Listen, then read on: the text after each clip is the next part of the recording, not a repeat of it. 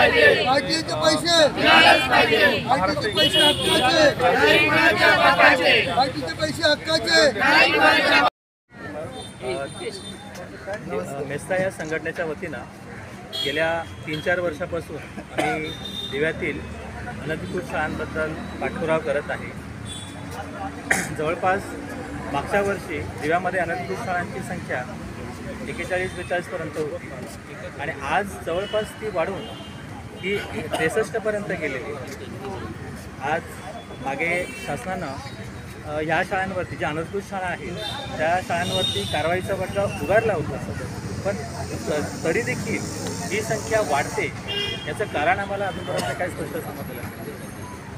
आज दिव्यामध्ये ज्या काही अनुदानित शासकीय शाळा आहेत, स्वयंअर्थसहाय्यित शाळा आहेत, मान्यताप्राप्त शाळा आहेत, खरोखरच हे दर्जेदार शिक्षण देण्याचं काम करत आहेत। अशा अनधिकृत शाळा ज्या की एखाद्या गाळ्यामध्ये भरत आहेत, चाळीमध्ये भरत आहेत, तिथे कुठल्याही प्रकारचं शैक्षणिक जे काही म्हणतात ना की एक सुविधा नाही आहेत, अशा शाळा शासनाला त्वरित बंद कराव्यात आणि विद्यार्थ्यांवरती होणारा जो काही अन्याय आहे तो थांबवावा।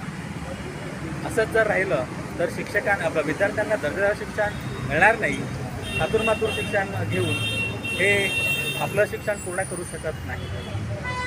म्हणून माझी शासनाला मेस्ता या संघटनेच्या वतीनं विनंती आहे की आपण ज्या शाळा लिगली होण्याच्या मार्गावर असतील ना त्यांना लिगली करा, पण ज्या शाळा चाळीमध्ये असतील, गाळ्यांमध्ये भरलेले असतील त्या त्वरित बंद करण्याचे आदेश द्या आणि विद्यार्थ्यांचं जे होणारं शैक्षणिक नुकसान आहे ते थांबवण्यास मदत करा। आज अनधिकृत शाळेचं पेव एवढं फुटलं आहे की मागच्या वर्षी दिव्यामध्ये ज्या 41-42 शाळा होत्या, यावर्षी 21 शाळा अजून त्याच्यात ॲड झाल्या आणि 61 शाळा झालेल्या आहेत। आम्ही मेस्ता संघटनेमार्फत वारंवार शासनाला कळवतो की तुम्ही ज्या या चुकीच्या गोष्टी चालल्यात त्या लवकरात लवकर बंद करा, किंवा आम्ही झेडपीला दिलेलं आहे निवेदन, तसंच आम्ही DYDला पुण्यापर्यंत आम्ही सर्व मांढरे साहेबांपर्यंत हे दिलेलं आहे, पण शिक्षा विभाग याच्यामध्ये काहीही सुधारणा करण्याच्या हेतू घेत नाही स्वतःहून।